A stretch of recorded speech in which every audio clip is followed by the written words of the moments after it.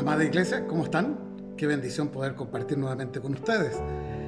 Y quiero continuar dentro de la misma senda donde hemos podido compartir la palabra estas últimas semanas. Y quiero dejar planteado desde un principio un par de preguntas para que vayamos entendiendo el concepto al cual queremos llegar.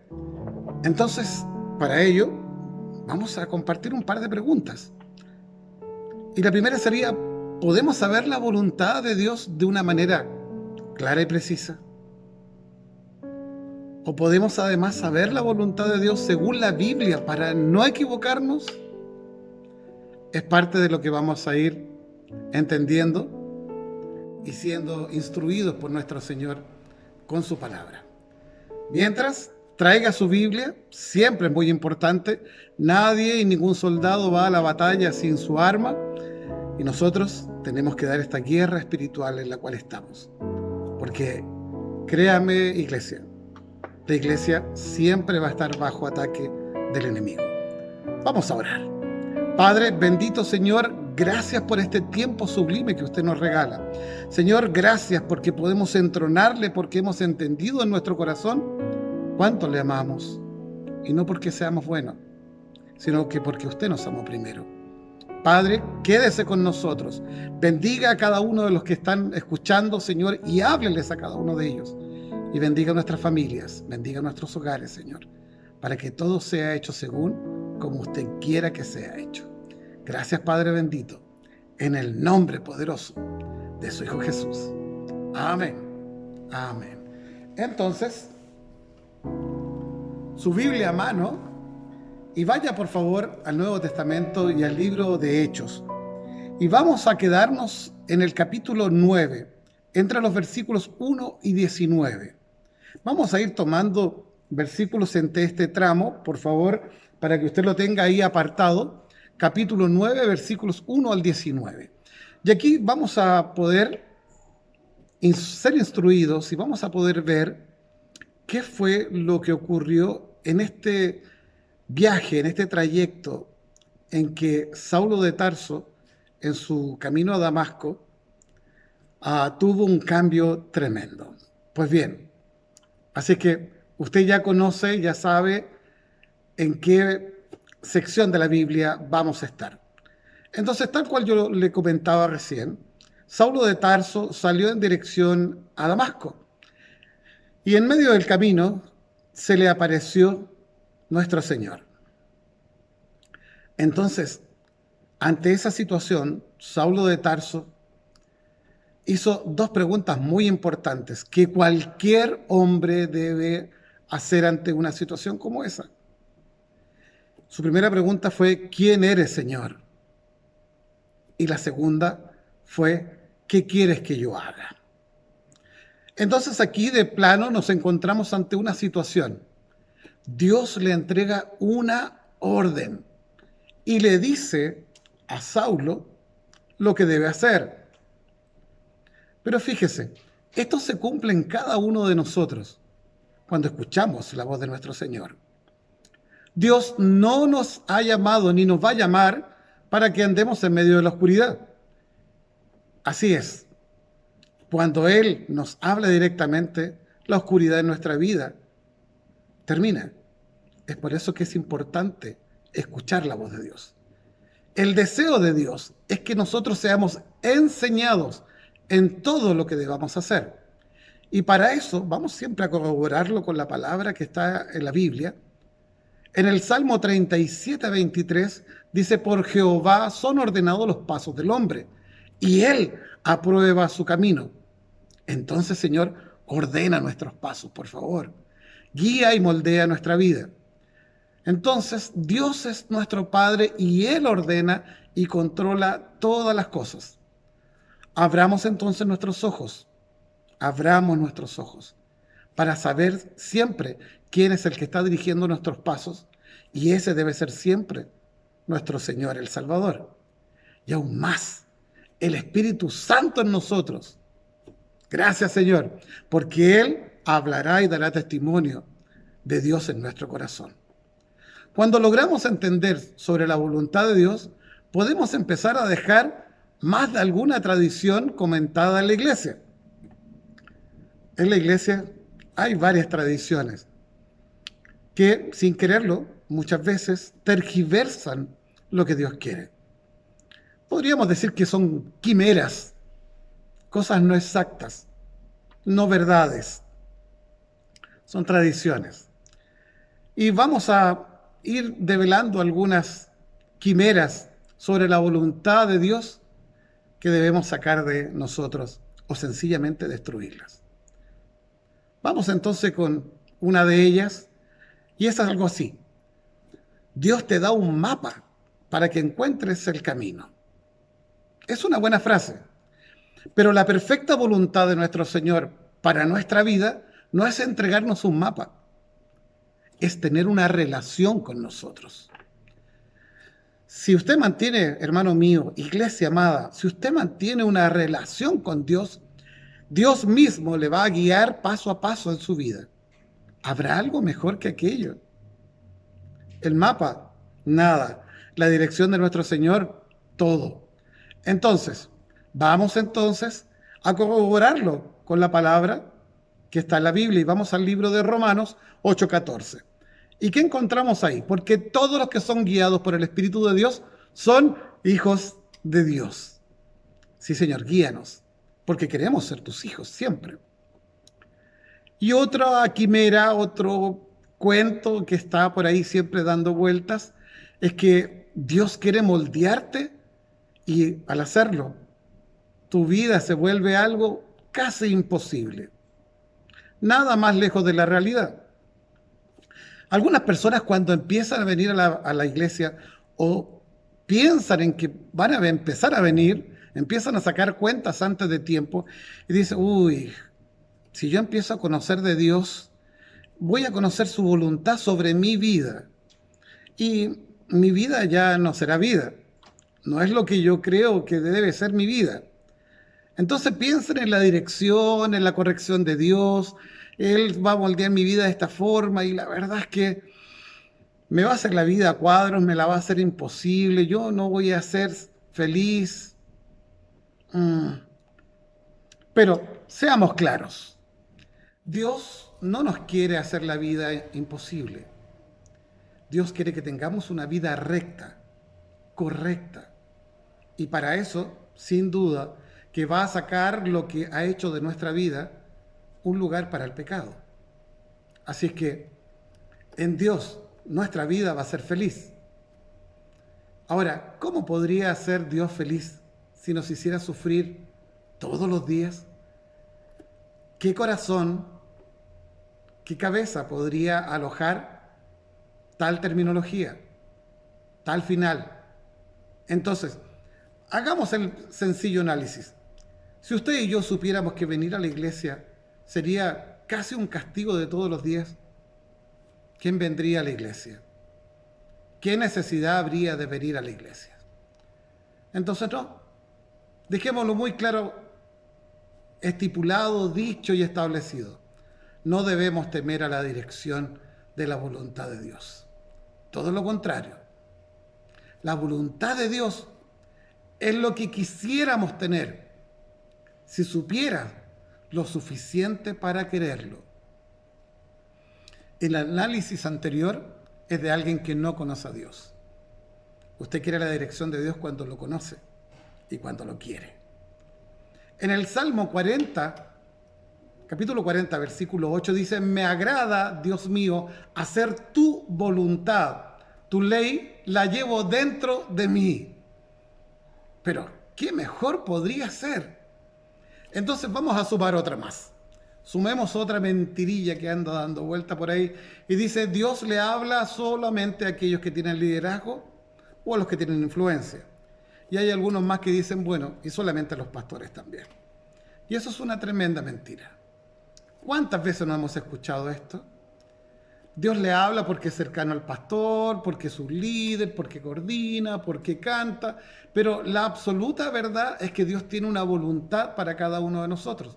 Dios tiene una voluntad para ti, para todos. Seamos hermanos de la banca, o líderes, o pastores, o trabajadores, eso da lo mismo. Dios tiene una voluntad para cada vida y debemos buscar su voluntad. Es tan sencillo como eso. Lo único que quiero hacer es el siguiente alcance. De vez en cuando aparecen esas frases de que entonces, ya que Dios le habla a todos, no es necesario entonces seguir a este o a este otro pastor. Eso es parte de la ignorancia teológica y es parte de un corazón que no es entregado. La autoridad que hay en la iglesia es la autoridad que Dios ha puesto. Entonces, no confundamos una cosa por otra. ¿Amén? Amén. Entonces, si vamos a hablar de la voluntad de Dios, nada mejor que recordar la palabra que está en el libro de Colosenses, capítulo 1, versículo 9. ¿Y qué dice ahí? Por lo cual también nosotros, desde el día que lo oímos, no cesamos de orar por vosotros y de pedir que seáis llenos del conocimiento de su voluntad y en toda sabiduría e inteligencia espiritual. Bendito seas, Señor. Una mentirilla más. Dios nos oculta su voluntad. Digámoslo fuerte y claro. Dios no hace aquello. Dios jamás va a esconder su voluntad. Dios quiere que conozcamos su voluntad. Y debemos entender esto para que podamos crecer. Si no lo entendemos, difícilmente vamos a crecer. Ninguno de nosotros ha encontrado la voluntad de Dios. La voluntad de Dios nos encuentra y nos es revelada cuando uno camina en el Espíritu de Dios. ¿Se va entendiendo? Salmo 32, 8 nos dice claramente, el Señor dice, te haré entender y te enseñaré el camino en que debes andar. Sobre ti fijaré mis ojos. Qué buena vida es cuando la dirección de la voluntad de Dios está con nosotros. No puede haber nada mejor. Así que ya hemos avanzado un trecho importante, pero no quiero dejar de volver atrás. Volvamos a la primera pregunta de Pablo. ¿La recuerda? ¿Quién eres, Señor? Y es de total necesidad que la iglesia, que el pueblo, que cada uno de nosotros sepa muy bien quién es el Señor, para después abocarnos y direccionarnos en tratar de entender su voluntad. Pablo pudo oír, al igual que los que estaban con él, la respuesta del Señor. Lo podemos leer muy claramente en el capítulo 9 del libro de Hechos, específicamente en el versículo 5, que dice, yo soy Jesús, a quien tú persigues, le contestó la voz. ¿Usted puede imaginar la sensación que ha de haber habido en ese momento ahí? ¿Cómo se han de haber sentido aquellos que escucharon claramente como Jesús le hablaba a Saulo? Pero aquí podemos leer algo muy específico para que pongamos mayor claridad sobre lo que estamos hablando. Y la pregunta que viene aquí es, ¿a quién estaba persiguiendo Saulo? Y la respuesta es una sola, a los cristianos. Y con esta respuesta podemos leer perfectamente que Jesús se muestra como él que es perseguido. Le pregunta, ¿por qué me persigues? Sin embargo, el que se identifica como perseguido es Jesús. Él toma el lugar de todos aquellos que son perseguidos. ¿A quién estaba persiguiendo Saulo? Él pensó que perseguía cristianos, pero la verdad es que estaba persiguiendo a su pueblo e inmediatamente con eso a Cristo Jesús. Y por eso se ve enfrentado. Ahora, no olvidemos, Saulo sabía perfectamente muy bien quién era Jesús. Lo que no sabía era que al perseguir a sus discípulos y a su pueblo, realmente estaba persiguiendo al Maestro. Eso no lo entendió. Y aquí nos damos cuenta que el mundo no sabe con quién está peleando. Es bueno que entendamos esto. Aquí vemos que todos los grupos que atacan a la iglesia de Cristo, que hoy celebran pequeñas victorias, Llorarán la derrota cuando venga la justicia de Dios, porque no saben contra quién están luchando. No están luchando contra una pequeña iglesia, están peleando contra la gran iglesia de nuestro Señor. Ante Él van a responder. Aquí Pablo logra entender la idea. El concepto del cuerpo de Cristo ahora le es entendible para él. Y lo podemos leer en las cartas que él envía a cada una de las iglesias. Ahora él entendió. Gracias a nuestro Señor y al Espíritu Santo, esas cartas las podemos leer porque están en la Biblia. Y ahí entendemos cómo Saulo entendió qué era lo que estaba haciendo. Entonces, es muy interesante que el futuro apóstol de los gentiles se encuentra con Cristo en tierra de gentiles, camino a Damasco. Y en ese trayecto Jesús, nuestro Señor, se revela a Pablo, no porque éste lo esté buscando, no era así, sino que porque el propósito de Dios era ese. Dios tenía un propósito con Saulo. Así que recuerde esto, iglesia. Dios se revela en el mismo lugar en que nos quiere usar. Cuando lo hace, nos revela su propósito, porque Dios no nos dejará caminar a ciegas. ¿Lo recuerda? Él nunca nos dejará caminar a ciegas. Pronto, Saulo sabría que cada situación de su encuentro con Cristo le mostraba cuál iba a ser su propósito con él. Los propósitos de Dios, créalo, son claros y precisos, porque los tenía definidos desde un principio. Así de claro. ¿Podemos decir otra verdad más? Digámosla. Dios no nos da a elegir. Una de las razones de por qué no llegamos a conocer la voluntad de Dios es porque nosotros queremos oír de Él lo que nosotros queremos, no lo que Él quiere de nosotros o para nosotros. Si Dios me dice lo que yo quiero escuchar, esa es la voluntad de Él, esa es la que me gusta. Pero nosotros debemos escuchar la voluntad de Dios, aunque no sea la que nosotros queremos para nosotros. Esa es la voluntad del Padre.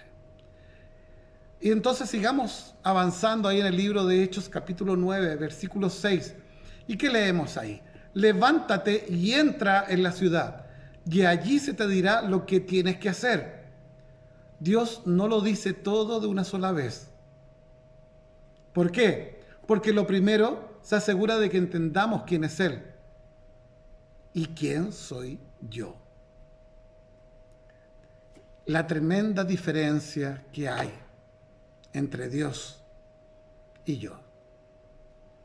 Dios se preocupa de que yo lo entienda para que pueda hacer su voluntad. Muchas veces nos ha limitado el entender quién es Dios y que debemos depender de Él. Entonces, iglesia, es muy bueno poder aprender desde ya cuál es el lugar que ocupamos y quién es el Dios al que servimos. Es bueno entenderlo. Si avanzamos un poco y vamos dentro del libro de Hechos, al capítulo 9, versículo 8, dice así: Saulo se levantó del suelo, pero cuando abrió los ojos no podía ver. Así que lo tomaron de la mano y lo llevaron a Damasco. El poderoso, el airado, el temido, tenía que ser llevado de la mano. Así que entendamos esto. Todo nuestro pasado es el área de trabajo de Dios para hacer su voluntad. Dios hará lo que debe hacer para mostrar su soberanía. Dios va a hacer lo que deba hacer para mostrar su soberanía. Mire esta situación. Ananías conocía la cuestionable reputación de Pablo. En el libro de Hechos, capítulo 9, versículos 13 y 14, ¿qué es lo que dice Ananías? Ananías respondió: Señor, he oído hablar mucho de ese hombre y de todo el mal que ha causado a tus santos en Jerusalén. Versículo 14 dice: y ahora lo tenemos aquí, autorizado por los jefes de los sacerdotes, para llevarse preso a todos los que invocan tu nombre. Ananías le está diciendo al Señor, Señor, mira, ¿qué quieres que haga yo con este? ¿Cuántas veces hemos pensado que lo que hemos hecho en el pasado no nos dejará servir a Dios? Y mucho menos hacer su voluntad. O quizás peor aún, que nuestros pecados no nos dejarán llegar a tener una relación y hacer la voluntad de Dios, ya que Él seguramente entonces no tiene un plan para nosotros. Esa es una buena excusa que el enemigo ha puesto en nuestra boca. Nuestro Señor es soberano. Soberano. Amén.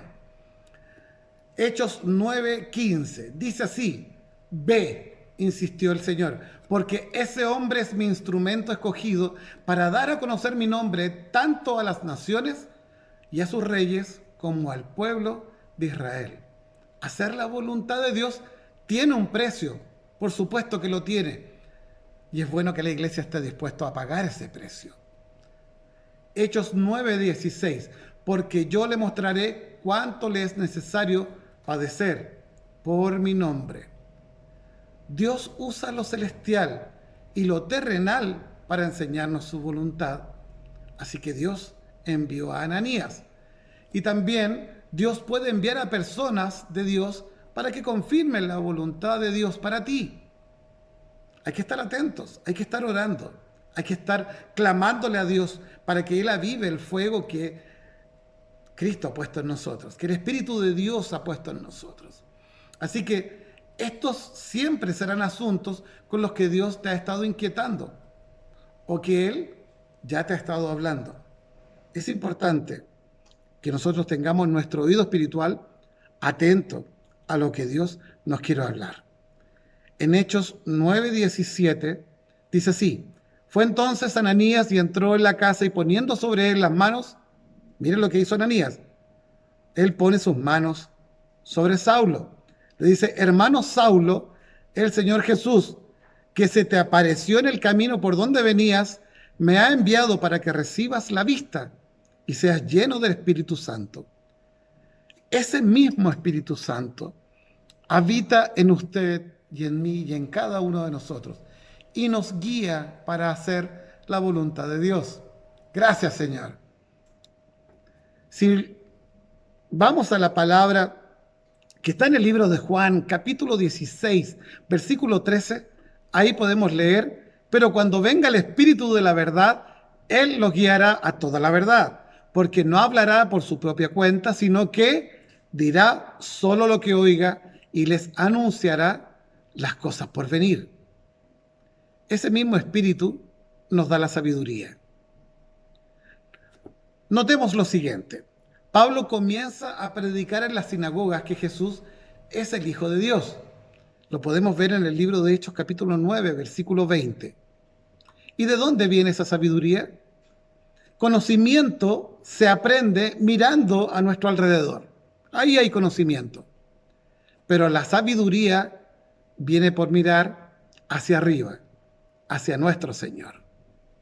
La mayor parte de la voluntad de Dios para tu vida está en la Biblia. Y a veces oramos: Dios, muéstrame tu voluntad, cuando en verdad ya no las ha revelado en su palabra. Muchas veces estamos orando: Señor, muéstranos tu palabra, muéstranos tu voluntad, Señor. Y la voluntad de Dios está en la Biblia, en su palabra. En el Salmo 119:35 dice: guíame por la senda de tus mandamientos, porque en ella tengo mi voluntad.